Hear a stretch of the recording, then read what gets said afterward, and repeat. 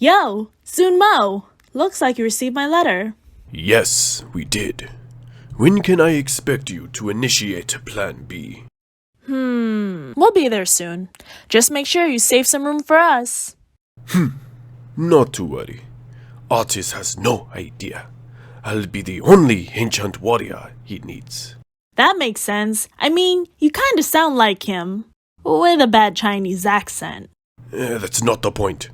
Just get here soon. I'll take care of the rest.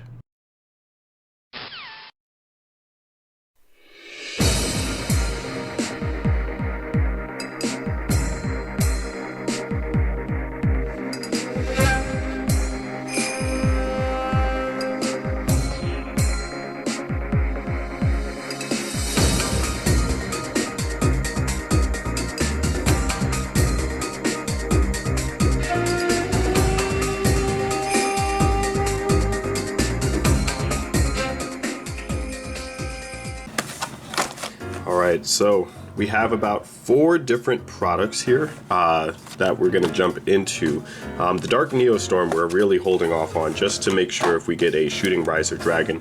There's probably like 2 to 3 cards that I need out of each of these, but we're going to open them all up and see if we can kind of use any of the cards that are going to show up in here in the Ancient Warriors. So we'll start off first with the Structure deck, Power Code Talker. Both of these structure decks come with a common copy of Reborn Tengu, and that's kind of like the main card, if I can get this thing open. It's kind of like the main card that we're really looking forward to. However, we may be able to use the Power Code Talker as well. Let's see if I can find the pull tab here. Oh, here we go. Alright. But for the most part, we're really just looking for the Reborn Tengus again. So let's see, we might be able to use Power Code just because he is a Cybers and he is a Link 3. He does use 3 monsters that can target 1 monster in the field, negate that target's effects until the end of the turn. That's actually not that bad. So we are probably going to hold on to him for a quick second. But mostly all of these other cards, Flame Buffalo and Lady Debug, those are good for like other Cybers decks. But unfortunately, we're not making anything including any of these, but they could work for Evil Twins, they could work for Live Twins, Evil Twins, same thing, Ignisters, so on and so forth. None of the Cybers gadgets, none of those. This is the dude that we need. We need 2 of him. Skullmeister we're actually also going to hold on to, just because a lot of people have been using him recently.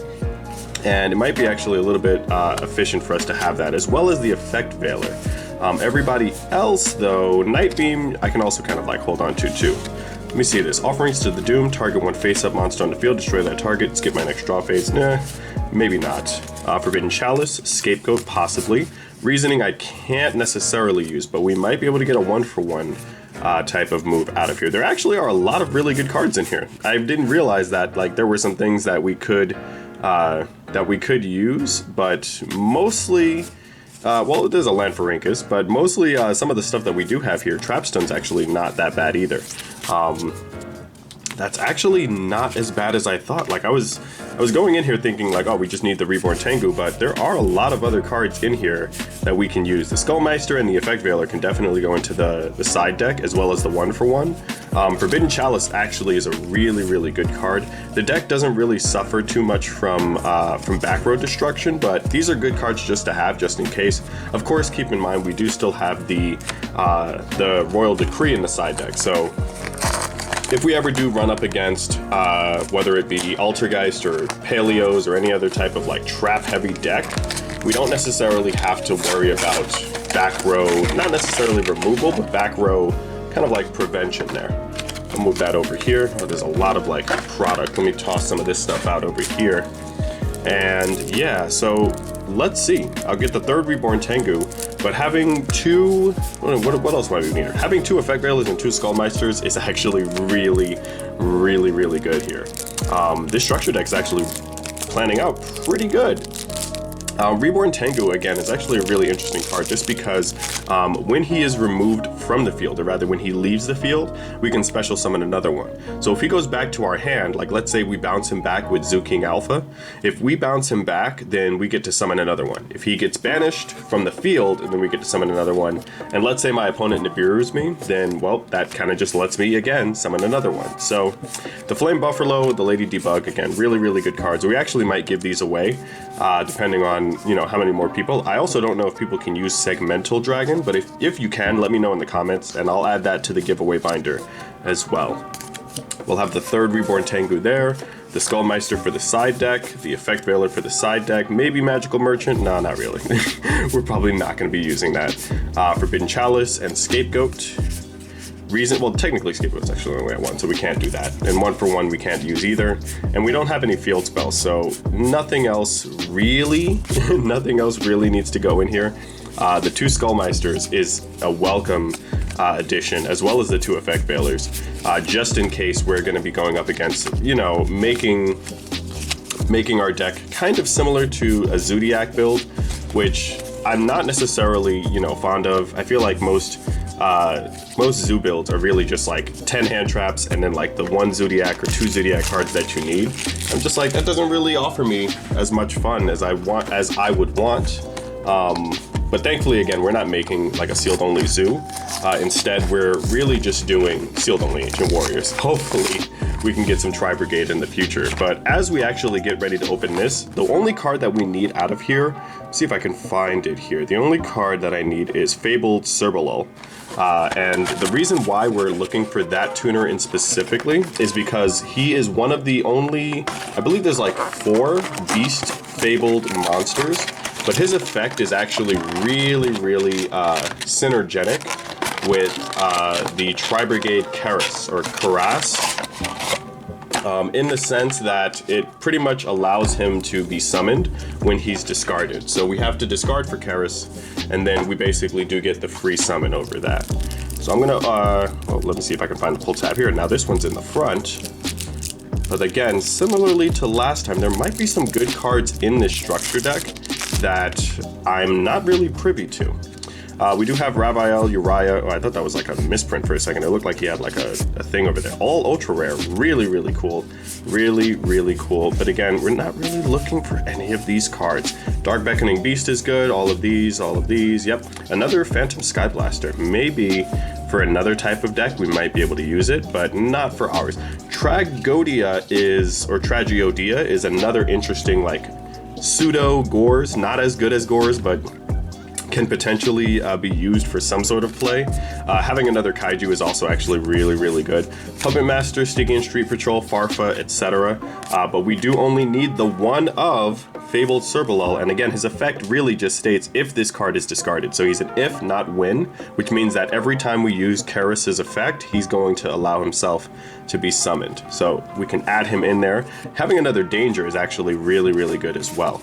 Again, none of the other cards that we're going to need. We're not going to need any of these. If we ever do make a a Dream Mirror deck, then Set Rotation is actually a really good card that we want to hold on to.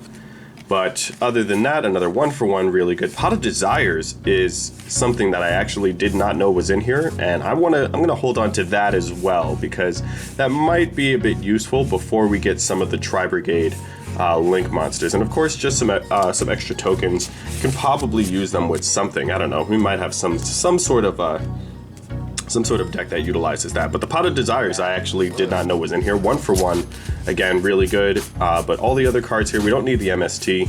And all the other cards here, we are kind of just going to put to the side. But we're coming out pretty good. We do have 1 Power Code Talker, the 3 Reborn Tengus, the Fabled Serbalul, and our side deck's actually looking like it's going to have a lot of, not necessarily heavy hitters, but a lot of impressive improvements. I really am going to, like, most likely going to side these 5 cards, well, these 6 cards in. Nothing else really. But the Pot of Desires, Effect Veiler, Skullmeister, 1-for-1, like those are all good cards that we can use. The Danger, if I were to get a Danger Dogman, then that would be really good. All right, Moment of Truth. I'm gonna have to see if I need to buy any more Dark Neostorms. All we need is a Shooting Riser Dragon. So I'm hoping that he comes in here. I think he's one of the like promo cards, or I don't know what they're called exactly, for the special editions. There's like 2 free cards that you get. I hope that he's one of them. And as you guys can see, we are definitely not a pack opening channel because I am butchering opening up these cards, and I unfortunately don't see him. No. I see Magical Ice Fusion and Fury of Fire, so we might actually need to pick up another one. I believe that he should be, I think he comes in like the case or in the box as one of the cards, but we do need him just to finish off the Fabled Servalel, kind of like tuning into the cards that we need. But for the most part, let's see what we can get out of here. Some Altergeist cards, Mystic Mine, holy crap. We are not going to be using that anytime soon. Oh, this is an interesting card, Handy Gallop. Cannot attack directly, gains attack equal to the difference. Nah, we really can't use it. Mystic Mine though, nonetheless. There's a lot to say about that card. But thankfully we're not making a thing with it. Is this the same set? Did I just really get the same? Oh my gosh, another Mystic Mine. Holy cow. Is this really just gonna be whatchamacallit? Sealed only Mystic Mine? Oh, reptile support. Oh, I know you guys actually, if you've been following the Ancient Guardian stuff, this video is actually being recorded around the time I believe that they announced the Ancient Guardians Abyss or Abyss, like hissing type of thing. Then that might be good for somebody. Cyanide Mining Secret Rare is actually really, really cool. Psy Reflector's alright, but unfortunately we did not get the card that we need. So I am going to have to buy a lot more Dark Neostorms just to get the Shooting Riser. But other than that, we should have most of the cards that we do need for the main deck, the Reborn Tengus, the Fabled, and we might actually, again, have some really hard hitters for our side deck. Let me move Mystic Mine out of there. We might have some really good cards over here for the side deck. Most notably, of course, the Skullmeisters and the Effect Veilers to really stop some of the Drytron plays that people are, doing now. But with that being said, these were the pulls. Now let's see if we can add up or really just revise and edit our deck. Alright, so we have a basic format of what the new cards look like in this deck now, and we're slowly but surely getting to where we need to be. Of course, the side deck's the strongest. If you guys want some more information on this, just hit us up in Discord. Now on to some viewer duels.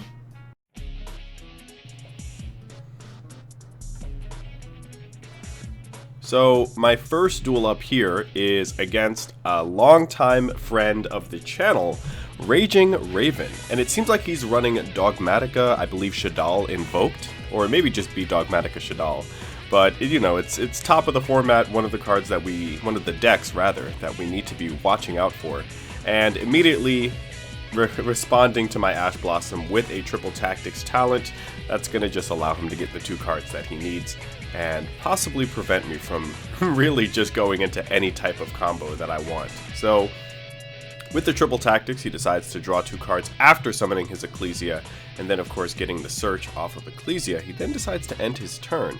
This is going to allow me to then kind of like pop off, not only getting Tenki, but also having the Ancient Warriors 3 Visits card, which it's unfortunate, but Tenki got Ash Blossomed, but I'm able to still kind of like pop off with the other card that I have. Now, Guan Yu and Zhuge Kong are both in my hand, so I can go for either one. I decided to special summon out the Guan Yu, hopefully trying to bait out whatever back row card it seems that Raven might have, but he decides to Ghost Ogre instead, destroying my 3 Visits, which will then allow me to special summon out my Zhuge Kong. Guan Yu can go for the attack. I'll be able to do a little bit of damage here, and we're kind of just going to have to play it slow. Without the Ancient Warrior Link monster, and without some of the new cards that are recently out in Blazing Vortex, there really isn't much that we can do with what we currently have. Raven starts off the next turn with a Monster Reborn, and he's able to just get the Ecclesia back. Of course, when Ecclesia is normal or special summoned, he can add any I think it's like any Dogmatica card, or it's like it's either a Dogmatica monster or it's any Dogmatica card. You guys can let me know in the comments. But it doesn't matter, because he already has a Nadir Servant in his hand, so by sending a card from his extra deck to the grave, he's allowed to add another Dogmatica card to his hand, that being the Fleur de Lis. So far, he's able to get a few consistent, really good searches off of this, and Shoutouts really worked to that benefit as well, sending the App Cologne or Al Capone, as you guys like to say. He's allowed to then kind of just send Beast, and then, continually send Shoutout cards to the grave to get what he needs. With Maximus in his hand, however, this is where we're kind of setting ourselves up for failure, and it's one of the things that I realized that the Ancient Warrior deck necessarily really struggles against. It's hard to combat or counter monster effects because the only card that I really can use to negate that is Zhuge Kang. The problem there, however, lies in the fact that Zhuge Kang can only use that monster negating effect if you have an Ancient Warrior spell and trap, and if you have Lu Xuan on the field. So against Maximus's effect, I'm pretty much powerless. He sends Titanclad and Intis to the grave. Intis, of course, is able to just destroy my Guan Yu, thankfully, because Guan Yu means that you can only target him in regards to monster effects. So drawing off another 3 visits, it's a good card to have, but I can't really use it if I don't have any Ancient Warriors to summon. So we're going to have to really look at this card in particular, and I know for all of you that have been following the duels and the videos from before, 3 visits was possibly the hardest card for us to find, alongside, of course, the Sun Mou and the Lu Xuans. I think we settled, of course, only on 2 Lu Xuans because we were never able to get the 3rd. But looking at where we're at right now, there's slowly becoming a shift in balance, right? Where we're shifting out of all of the Ancient Warriors that we need, especially by adding some of the cards that we're not necessarily going to be using a lot in the long term. With Fabled Cerbululin and Reborn Tengu, that's 4 monsters alongside the Ash Blossoms and the Fire Fist cards that we really can't utilize with 3 visits. So it's kind of messing up with the percentages, and I realized that I'm gonna have to maybe start taking some of the cards out. And unfortunately, that means that it's probably going to start with 3 visits before I decide to take some of the monsters out. But that just depends on what other cards we get or what other, friends we have. Weirdly enough, I don't know where Sun Mou is. He said he had a call that he had to take, but I don't know where he's been. So we'll have to see what he has planned for the deck. I'm kind of basing this off of his strategy, so you can more or less get some information on that. But going back to the duel, as you guys can see, my field is completely cleared. Shadal Schism, of course, allows him to get the Construct again off of Maximus, and he's able to really just kind of just swarm the field. He has 2 Ecclesias, an IP Masquerena, and a face down card, which I believe is Shadal Squamata. And looking at this hand, it's like, if I had an Ancient Warrior card, I probably could have popped off with 3 visits, but not getting an Ancient Warrior when I need it is really the main problem here. So I don't plus into a 10 key. I have Dark Ruler no more, but again, it's not helping me out. He can special summon out Fleur de Lis because of IP Masquerena being on the field, and all I'm left to do really is just set Ash Blossom and kind of just wait until the end. This is kind of the realization of empowering or building up a really nice and really strong side deck now that we do have the Skullmeisters and the Effect Veilers and of course Nibiru, right? Adding those cards in against this deck or against this type of deck would really excel in a round-based format, but unfortunately we're not really able to put much together. He ends up linking off the IP, the Ecclesias, and the Fleur de Lis to summon out Underworld Goddess of the Closed World. Whoever decided to name that card really needs to reevaluate. You know what? It's probably the same person that decided to name Dark Honest, but that's neither here nor there. So I end up losing. There go my life points, and we're going to move it on to the next duel. Alright, so this next duel, I'm facing off against another good friend of the channel, Pike. And this is actually one of, I guess, my favorite opponents to have, just because of the sort of difference in our playstyles and the different types of decks that we run. Again, I actually really enjoy playing and dueling most if not all of my viewers, especially because I get to give them free cards. That's right, if you guys duel me on stream, you have the opportunity to win any free card. But here's the deal, we actually have a pretty good setup here with a fairly strong field. Sun Mou and the 3 visits kind of helped me set up my ultimate attack lockdown with both Sun Mou and Lu Xuan, meaning that both of my monsters can't be killed, or at least can't be attacked, in a sense. So with the Zhuge Kong in defense position, it's not like I really have to worry about anything. The worst you can do is go for the attack, which will then trigger Lu Xuan's effect, and that will also in turn trigger my Sun Mou's effect, allowing me to bounce. But unfortunately, we're playing against Cubics, and one of the biggest things that Cubics like to do is negate your opponent's monster effects. So he's able to summon out both of his Crimson Nova, the Dark Cubic Lord, and this is a monster that has 3000 attack and 0 defense, but in a weird type of way, he's able to more or less just boost it up using Dharma, and I believe the other card that he sent to the graveyard. So that's going to, again, just give it 6000 attack. This is going to be a fairly quick duel, my friends. And I have to admit, I was not ready. I thought that I had, you know, the perfect setup, the perfect defense. And yeah, this is another duel where, you know, maybe the side deck might need to become the main deck until we get the rest of the cards that we need, because there's a lot of other cards in here that really could have helped out. I really could have used a Skullmeister or some sort of Effect Veiler, Nibiru. Again, well, actually, no, Nibiru wouldn't have helped, but either way, we're pretty much done. Lu Xuan's effect is going to activate. I'll get a free draw, but I'll also be able to activate my Zhang Yuan's effect. So I'll be able to save my Sun Mou, keep him in defense, or rather keep him in attack position. But unfortunately, again, it doesn't really matter, because the damage that I took was still mitigated by Zhang Yuan, but yet still the Dharma, or rather the Crimson Lord, we both take 3000 at the end of the turn, and I'm not able to recover after that. So it's one of those duels where I really just have to, again, look at what I'm running and how useful it's going to be. There go the life points, and it's a quick loss for us, and on to game 3. Now, game 3, here we go. I don't even know at this point. I hope I'm able to get a win, but, you know, we'll have to see. Paper Gang all day, Paper Gang for life. We're going to keep using paper because that's just what we do. I do draw my new card, Fabled Cerbulol, but I'm unable to really use it because I don't really have any of the other cards that I need. Seems like my opponent is going to go for the Dimension Shifter, but, you know, I can't send anything, so it's kind of working out in my favor. And lo and behold, we're facing off against a new archetype within Blazing Vortex, another set that has cards that we need for the Ancient Warrior deck, the S-Force or Security Forces. Chiyomaru hits the field.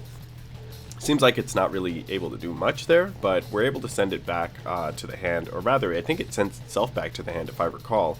But now that I do have kind of a good setup here, and we of course drew into our Reborn Tengu, another card that we thankfully have, kind of thanks to the product that we were able to open today.